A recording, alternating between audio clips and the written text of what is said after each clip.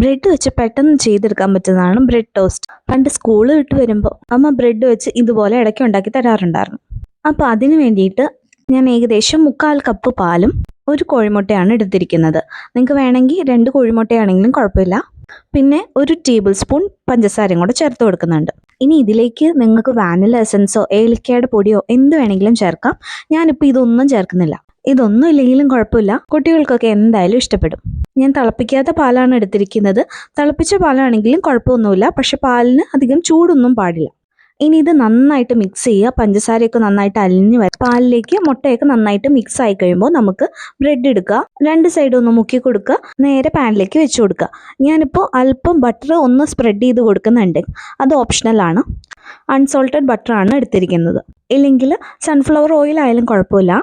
Bread നമ്മുടെ മുട്ടയുടെയും പാലിൻ്റെയും മിക്സിൽ ഒരുപാട് നേരം മുക്കി വെക്കരുത്.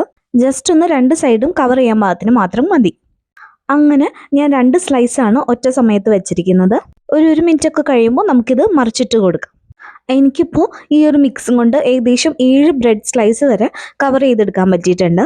2 സൈഡും ഒന്ന് കുക്കായി കഴിഞ്ഞാൽ നമുക്ക് മാറ്റി സെർവ് ചെയ്യാം. അപ്പോൾ പെട്ടെന്ന് ഉണ്ടാക്കാൻ പറ്റുന്നതാണ്, എന്നാൽ അത്യാവശ്യം ഫില്ലിങ്ങുമാണ്, ടേസ്റ്റിയാണ്.